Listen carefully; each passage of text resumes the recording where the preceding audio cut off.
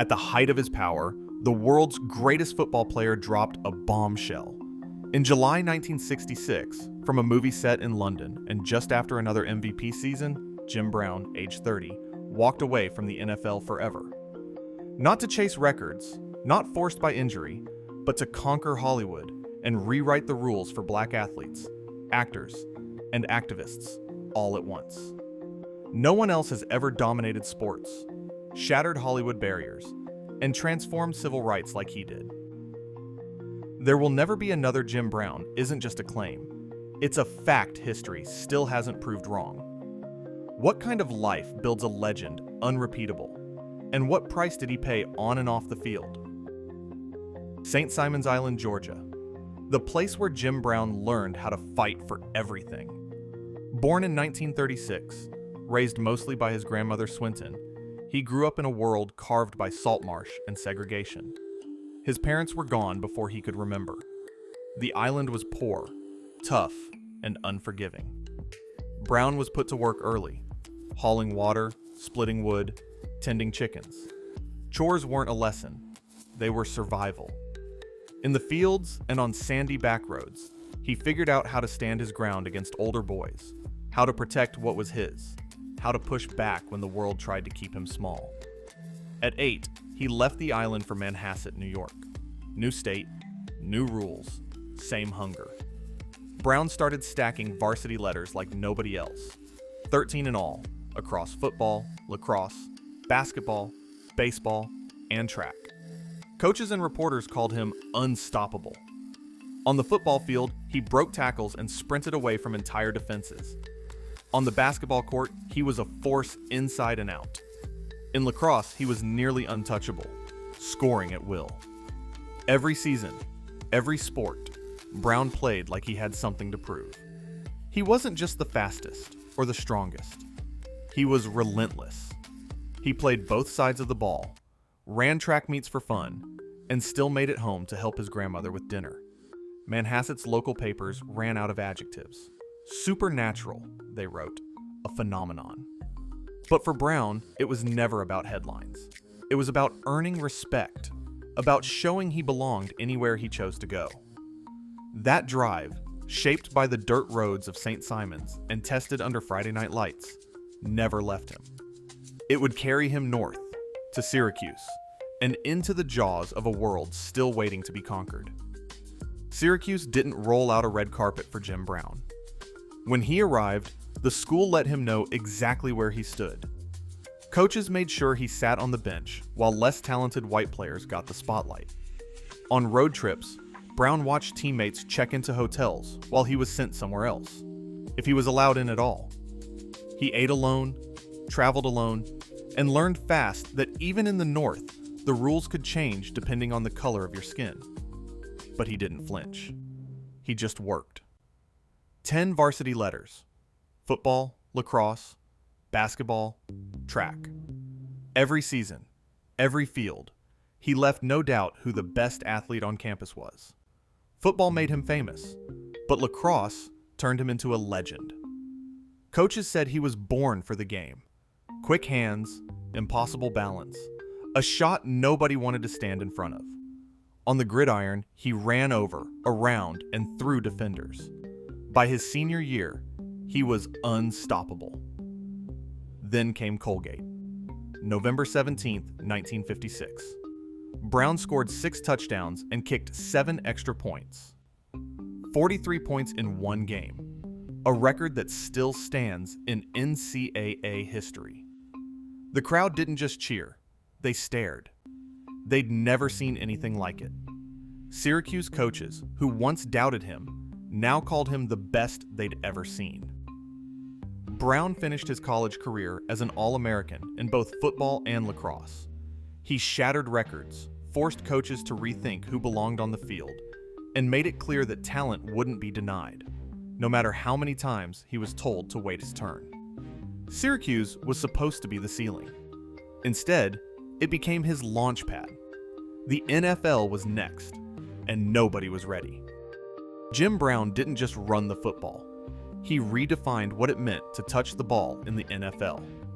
Across 9 seasons, he averaged 104.3 rushing yards every single game. No one before him, no one since. Nobody has touched that number. Not Barry Sanders, not Walter Payton, not Emmitt Smith. Brown's number stands alone, a line in the record book that's never even been threatened.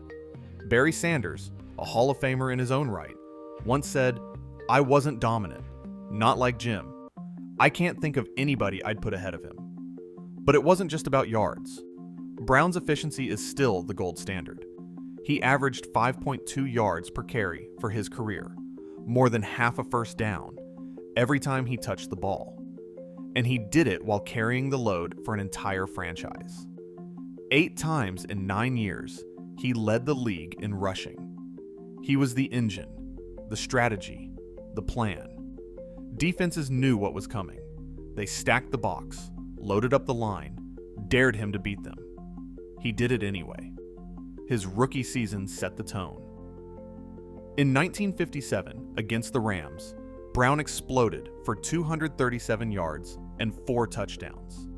That record still stands as the best single-game performance by a rookie. He didn't slow down. In 1963, he ran for 1,863 yards in just 14 games, an average of 133 yards per contest. When the Browns won the 1964 NFL Championship, Brown ran for 114 yards and caught 3 passes for another 37. He accounted for nearly half of Cleveland's offense that day, against a defense everyone called unbeatable. Project his numbers onto a modern schedule, and you get 1,773 rushing yards a season, enough to lead the league almost every year. If he'd played as long as Payton or Smith, he'd have finished with nearly 20,000 yards. But Brown never chased totals. He chased dominance. He played in an era with fewer games, no special training, and no protection from defenders.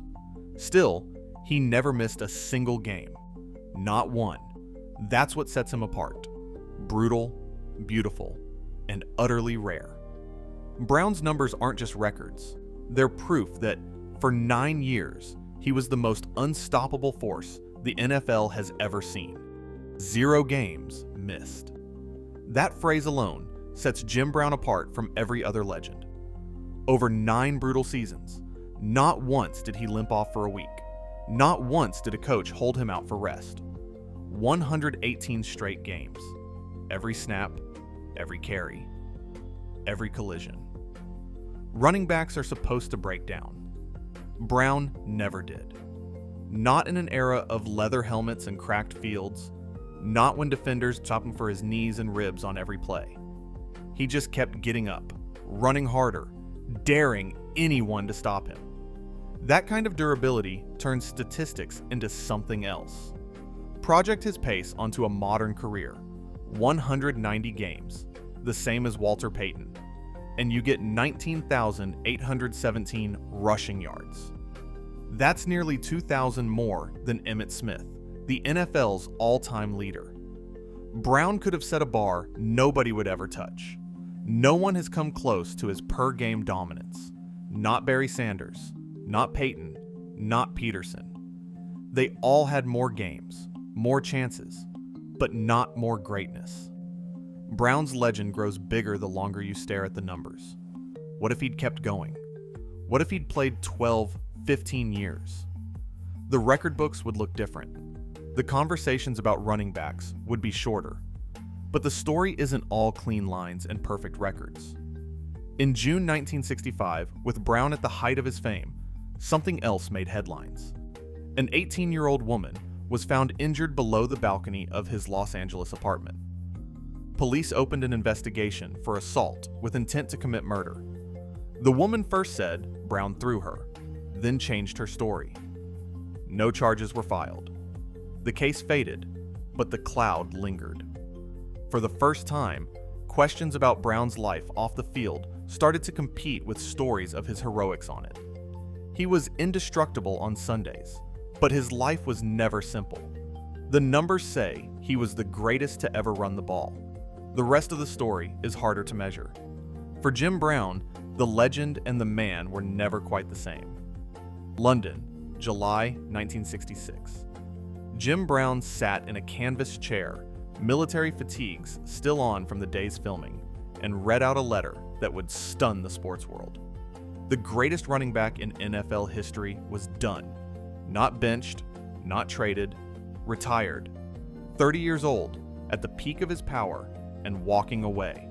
His reason? A movie. Not just any movie, but The Dirty Dozen. Big budget, big cast, and a schedule that refused to cooperate. Rain delays in England kept cameras rolling straight through the start of Brown's training camp back in Ohio.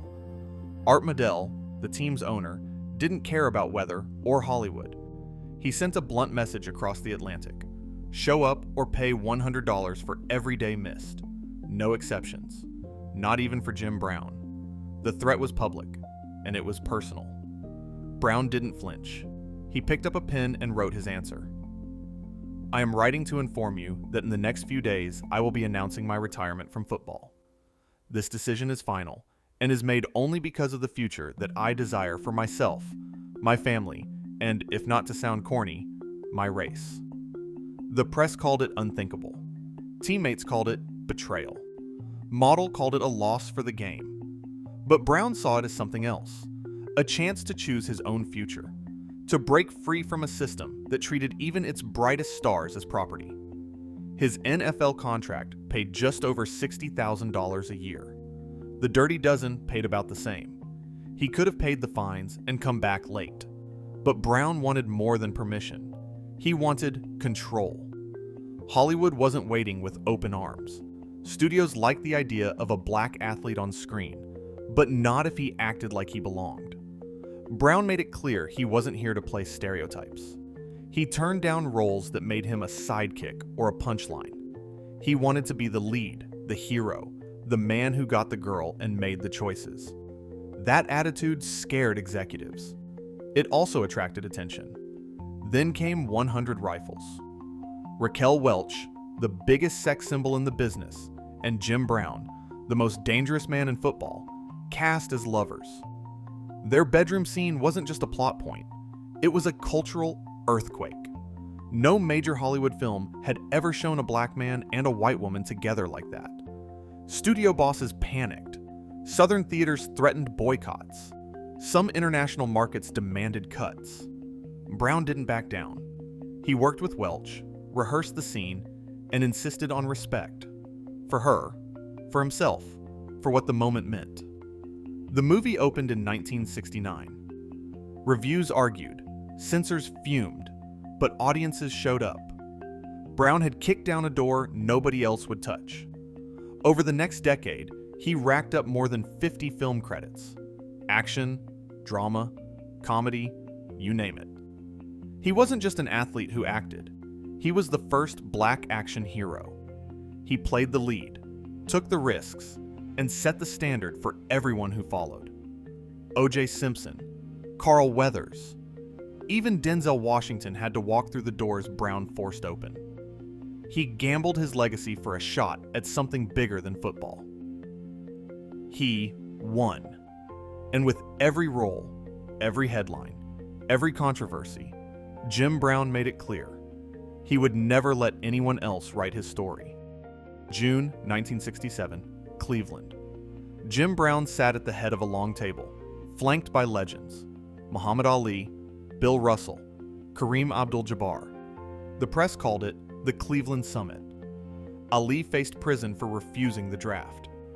Brown called the meeting, not just to defend a friend, but to chart a new course for black athletes.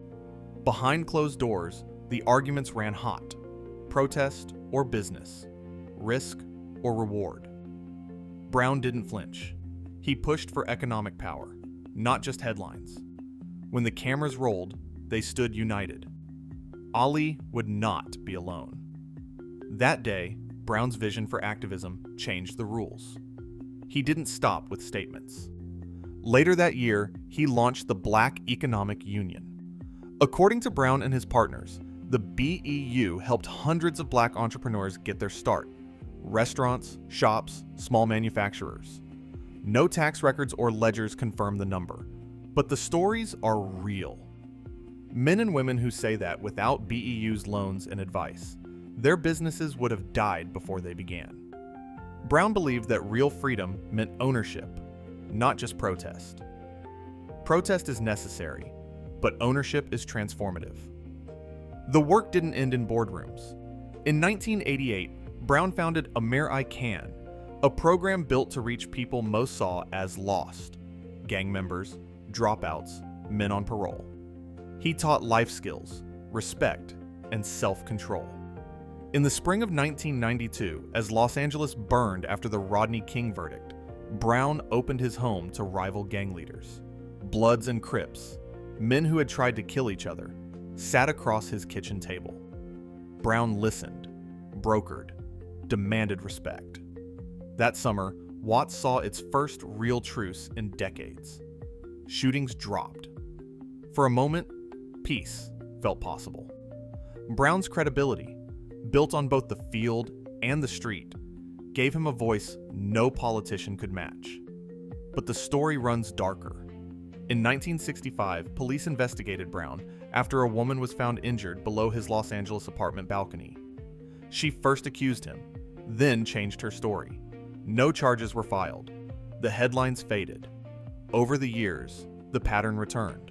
A 1985 arrest for battery, a 1999 conviction for vandalism and threats, survivor accounts of intimidation and violence. Brown's own words: "I have slapped women. I never should have." The record is clear: public hero, private harm. In his later years, Brown's choices kept sparking debate. He backed Donald Trump in 2016, calling him a doer, not a talker. He criticized Colin Kaepernick for kneeling during the anthem. "I'm for justice, but not disrespecting the flag." Some called it betrayal. Others saw a man who refused to fit any mold. Radical, conservative, always on his own terms.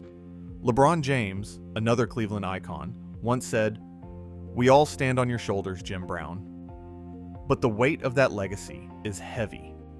Brown's influence shaped athlete activism, economic empowerment, and community intervention. His violence and contradictions demand attention, not erasure. To study Jim Brown is to confront the hard truth. Greatness and harm can live side by side. The lesson is not simple. It never was. Jim Brown finished his NFL career with an average of 104.3 rushing yards per game, a record still standing more than 50 years later.